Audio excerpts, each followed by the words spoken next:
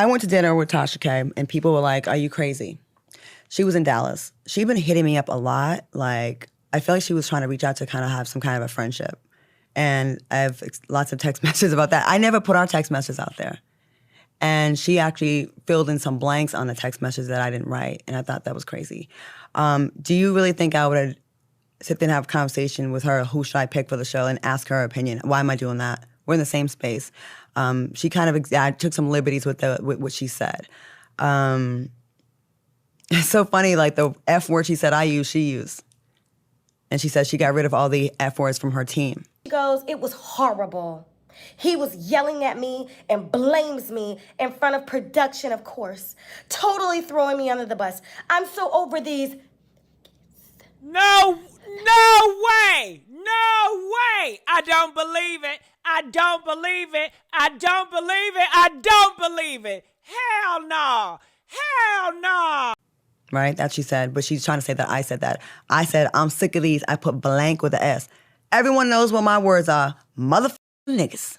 That's the words I use all the time. And I didn't want to spell that out to her, right? But she filled, I don't know if you saw that, she showed a text message and said that I was basically saying, I don't want to work with I'm sick of working with the gay boys. Yet I continue to still work in that space and have friends and relationships. And I felt like that was an attempt to get the community to like not fuck with me, to like cancel me. And we had conversations. She shared stuff with me. I shared stuff with her about working in this business, about being a Black woman in this business. She was giving me a lot of intel about my co-hosts, right? That she knew. And I don't want to like put it out there and make it more messy. Mm-hmm.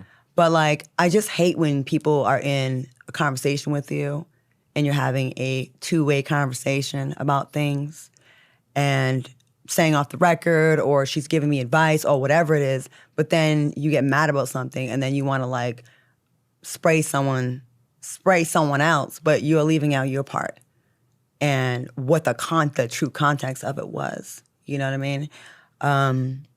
There was a time where, you know, she got upset that we did a story and we didn't check on her first. And then we agreed as professionals, Black women in the business, I will give you a heads up if we're going to talk about you and vice versa. And we extended that courtesy, and I thought that was pretty cool. This is her saying, "Hey, lady, we covered you last night, so I just want you to know nothing bad. It was positive. I don't care if it's anything bad, but just make sure you call me and get it right. That's all I'm saying." So here's the thing. She always said, I said, "Oh, okay, thank you, but call me if y'all want the exclusives. I got you." And then when she came to town, like, we were in a decent place. So I brought my friends with me. One of my friends does the travel for Ashanti, right? Mm-hmm. Before we went, we had a conversation. And my friend that's here, she was a witness to this. We had a conversation like, listen, I don't know her like that. I don't really trust her like that. But I'm going to, like, give her a chance. Like, I'm going to see how... I've never met this woman face to face, and we should. We've talked about each other enough. We've had text messages. So let's all be on our P's and Q's about not revealing like stuff. Like, let's keep it tight. And that's dinner. We had a lovely dinner. She brought a couple of her friends. I brought 3 of my friends. And we talked about very surface things. We talked about relationships a little bit. She was saying we should come to Africa and that's where the men are. We were like, because me and my friend said we've both been celibate and whatever. And it was playful, it was fun, right? She starts to talk about Ashanti, and we all were just quiet and not giving anything. And at the end, my friend said, y'all are real ones for like keeping it very close to the vest and not being like, not giving anything. So when I see this video of her saying, told her all these things, when we already we went in with the game plan, like, we ain't gonna be messy. She never even knew that she's sitting there talking all this stuff about Ashanti and she's just gonna be a baby mama and blah, blah, blah. We already been knowing, like, you know, it wasn't that.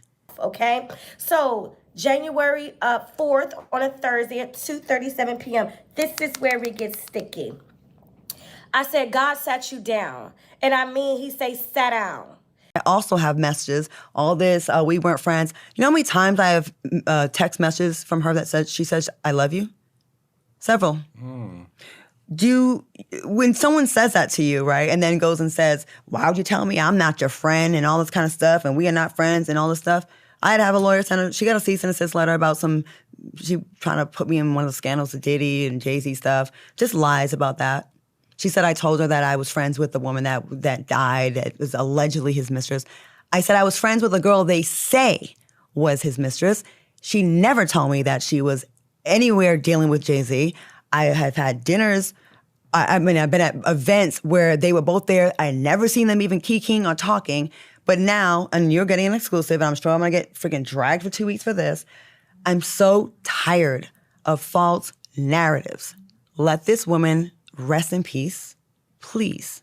So Ashley from Wine is the New Tea basically spilled wine on her that she heard about her being an alleged Diddy bop at the time. So she got upset about something that Ashley, one of my, commentators on Wine is the New Tea, said about her, okay? Yeah, they stay trying to sue me. I don't even give a damn. They wanted this story, this conspiracy theory to be so true, so bad. And I was right there and I'm a witness and all this. It's not true. We were in Vegas twice for big events where all the celebrities are there. Never seen them talking. We're just at the table. We were the next table there, and they hand over some bottles to us. It wasn't like that. But they want this story to be so true, and it's just murder, and it did not happen. She had a boyfriend that we all went to Magic Mountain together, and I hate that this girl who was such a beautiful girl is getting dragged. I met her I think it was like May when I went to Vegas, a mutual friend. We all hung out.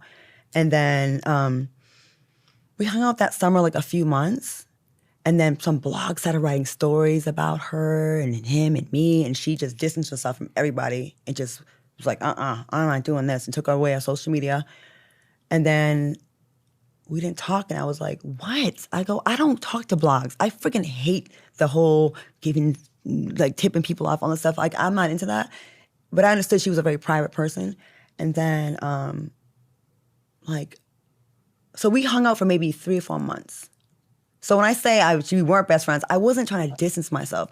I'm just trying to put it in context. We weren't besties. We were just getting to know each other.